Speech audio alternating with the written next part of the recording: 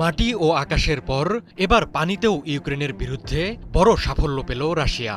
ইউক্রেনের নৌবাহিনীর একটি যুদ্ধজাহাজে হামলা চালিয়ে সেটি ডুবিয়ে দিয়েছে পুতিনের সেনারা। নো ড্রোন ব্যবহার করে চালানো হয়েছে এ হামলা। এর মাধ্যমে রাশিয়া প্রথমবারের মতো নো ড্রোন ব্যবহার করে ইউক্রেনের কোনো যুদ্ধজাহাজে হামলা চালালো। ইউক্রেনকে সহজেই ছাড়ছেন না পুতিন। যুদ্ধ বন্ধ নিয়ে আলোচনা শুরুর পর দেশটির ওপর যেন আরও চড়াও হয়েছেন তিনি। ইউক্রেনে একের পর এক সাফল্যের খবর দিচ্ছে রুশ বাহিনী। রুশ পররাষ্ট্র মন্ত্রণালয় জানিয়েছে, সিম্ফারোপোল নামে যুদ্ধজাহাজটি দানুবে নদীর প্রবেশদ্বারে ডুবিয়ে দেওয়া হয়েছে। সিম্ফারোপোল একটি মিডিয়াম নজরদারি যুদ্ধজাহাজ। এটি প্রজেক্ট লাগুনার একটি জাহাজ। যুদ্ধজাহাজটি রেডিও ইলেকট্রনিক গোয়েন্দা প্ল্যাটফর্ম হিসেবে 502EM ট্রলার প্রকল্পের আওতায় তৈরি করা হয়।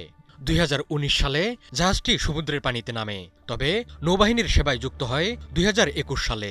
জাহাজটির মূল কাজ হল গোয়েন্দা নজরদারি চালিয়ে নৌবাহিনীর অভিযানকে সহায়তা করা।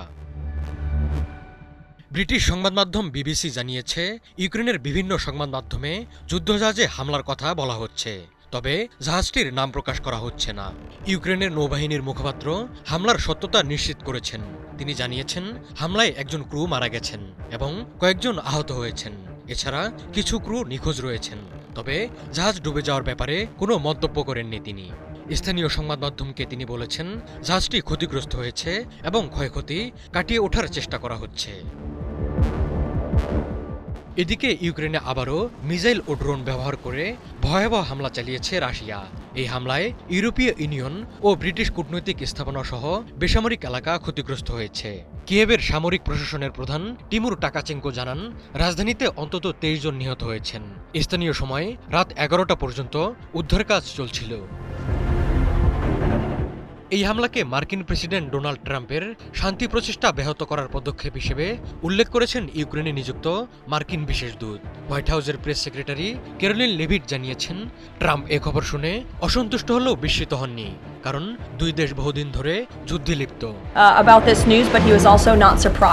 ইউক্রেনের প্রেসিডেন্ট ভলোদিমির জেলেনস্কি এই হামলাকে 2022 সালের ফেব্রুয়ারিতে রাশিয়ার পূর্ণমাত্রার আগ্রাসন শুরুর পর দ্বিতীয় বৃহত্তম আক্রমণ হিসেবে বর্ণনা করেছেন।